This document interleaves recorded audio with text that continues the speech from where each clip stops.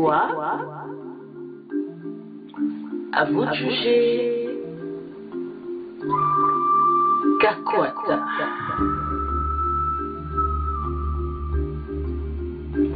Votre serviteur. Mutoto Wakolwezi. Kakwata. L'homme du peuple. Encore et toujours à vos côtés. Il n'est pas tard. Nous pouvons encore espérer. Tous ensemble.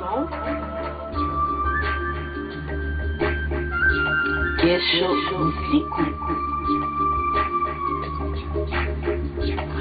Lamuka. Pamoja jenge Kolwezi yetu. Sisi kwa sisi.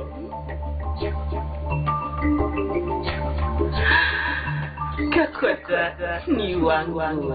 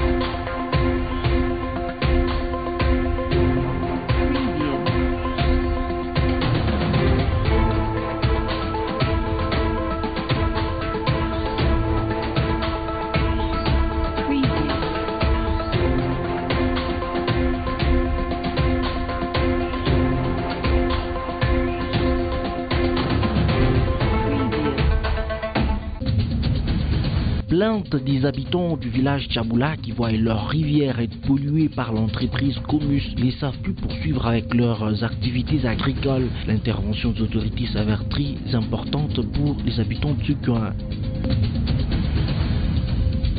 Et puis en sport, le classico du Lualaba a tourné à l'avantage des Kamikazes de Kolwezi qui ont battu Manika sur un score de 3-0 en Luna Foot Division 2. C'est tout pour le sommaire. Merci d'être avec nous.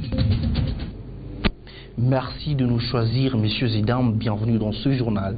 Je le disais en titre, les habitants du village Tchaboula se plaignent à propos de l'eau qu'ils utilisaient avant, qui leur servait à plusieurs fins. Cette eau, selon ces riverains, est polluée par les activités de la société Comus. Ils veulent l'intervention des autorités. Elisa Soumani pour plus de détails. Rivière Tchaboula, elle est salutaire pour les habitants de ce coin. Elle servait la population à plusieurs fins. On pouvait y couler lessive. Bref, l'utiliser à des fins domestiques. À côté, on y voit des riverains exerçant l'agriculture. Mais depuis lors, ils ont une haleine courte. Ils ne savent plus le faire, car il n'y a plus de germination. C'est une désolation. Ceci a une cause bien connue. Nous avons pour travail l'agriculture. C'est dans ce métier que nous scolarisons nos enfants. Depuis l'arrivée de la société Comus, on n'arrive plus à produire comme avant. Surtout quand ils déversent de l'acide dans la rivière. C'est vraiment grave que les autorités s'impliquent dans cette affaire. Comment allons-nous payer pour nos enfants qui sont à l'université?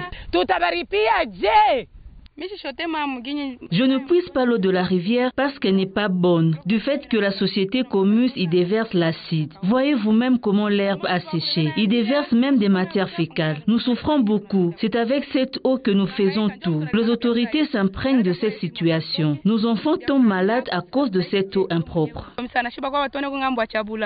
Pourtant, la loi est claire à ces sujets.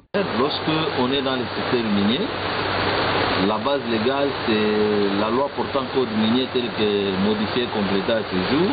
précisément à son article 285. Là-dedans, vous trouvez exploiter la question plutôt de la responsabilité des titulaires. Mais quand vous allez aussi dans la loi portant principes fondamentaux de l'environnement, dans d'autres lois sectorielles, la question est effectivement développée. La responsabilité sociétale des entreprises voudrait tout simplement renvoyer aux obligations ou devoirs qu'une entreprise a vis-à-vis de des communautés ou des populations qui sont impactées par ces activités sur le plan environnemental, sur le plan social, sur le plan économique, en vue du développement de ces populations-là. Ayant contacté maintes fois les responsables de la société Comus, nos efforts se sont avérés vains. En ce jour, dans la province du Haut-Katanga, le chef de l'État, Joseph Kabila, a procédé ce dimanche 10 décembre à l'inauguration du centre ultramoderne de l'Institut national des préparations professionnelles INPP au Katanga, fruit de la coopération RDC-Japon. Mika Ntenga pour le commentaire. Ces bâtiments modernes construits en 18 mois sur un espace de 5283 mètres carrés dans la commune de Lubumbashi va abriter les formations en électrotechnique, mécanique et numérique. Pour le Haut-Katanga, un accent sera mis sur les formations en rapport avec les secteurs de mines. L'inauguration de ces bâtiments par le chef de l'État intervient juste après l'inauguration le samedi 1er décembre à Likasi de l'usine civile de la Sicodex.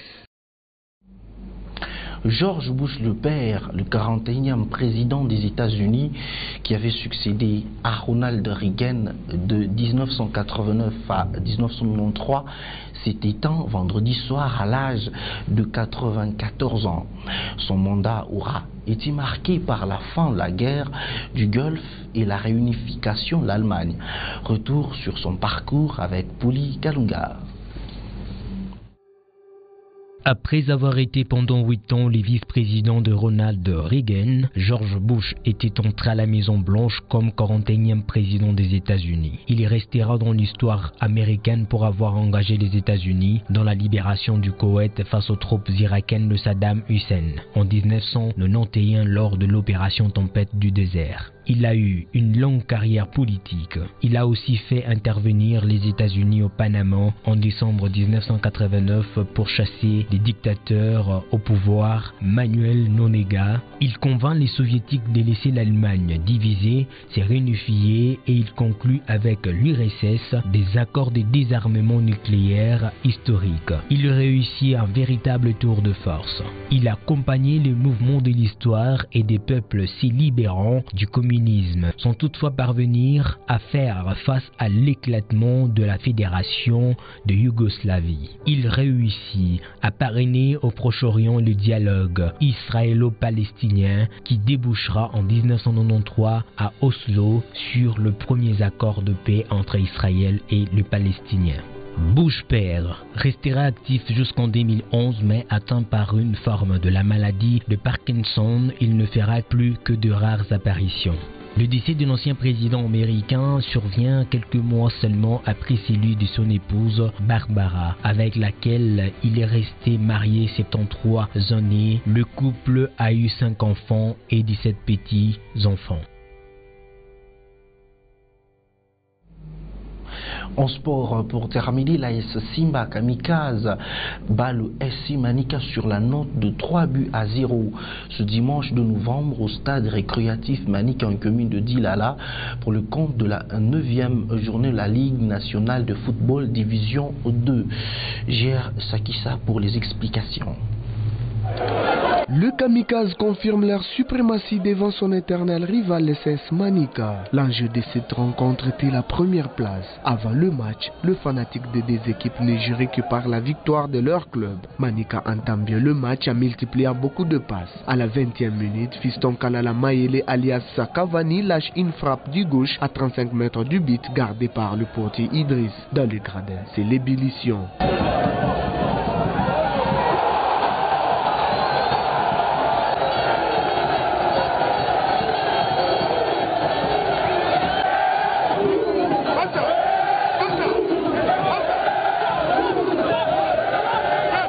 La mi-temps interviendra à l'avantage des rouges-blancs. Après la pause, Kalala Mayele, l'artisan du jour, double la mise à la 65e minute.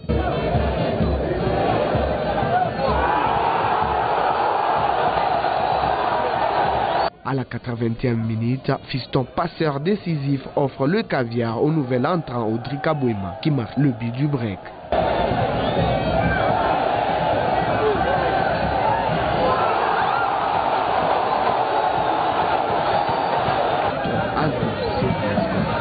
Ces résultats et le fruit du travail. Chaque fois, je leur demande d'être toujours derrière nous, de nous soutenir. On ne va pas les décevoir. Autrefois, je vous avais dit que c'est le travail, rien que le travail. On a beaucoup travaillé, on a préparé les matchs. On a joué 3 matchs avec les matchs de Tissou. Voilà, on a fait on joue les samedis contre Océan Pacifique en Bushman. Nous sommes toujours terrain pour gagner.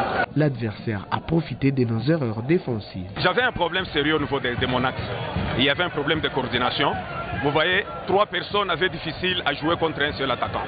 Et quand vous encaissez des buts faciles comme ça, ça décourage de fois. Et mon attaque avait aussi un problème d'agressivité offensive. Hier, quand on s'est entraîné, je l'ai vu, il était touché. En tout cas, un gardien, s'il est blessé, ça sera difficile.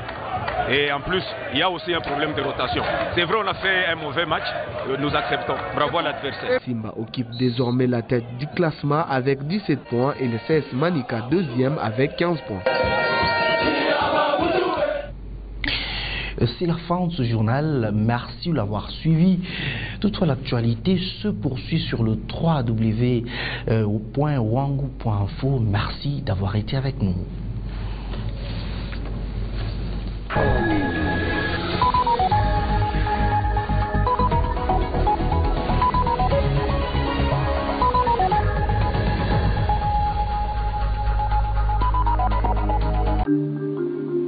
Qui fait quoi?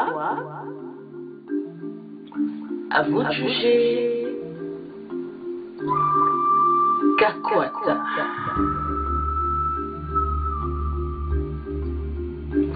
Votre serviteur. Mutoto Wakolwezi. Kakwata. L'homme du peuple. Encore et toujours à vos côtés. Il n'est pas tard. Nous pouvons encore espérer. Tous ensemble. Kesho usiku. Lamuka. Pamoja jenge kolwezi yetu.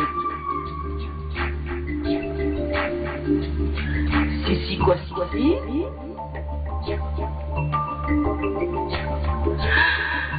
Kakwata ni wangu.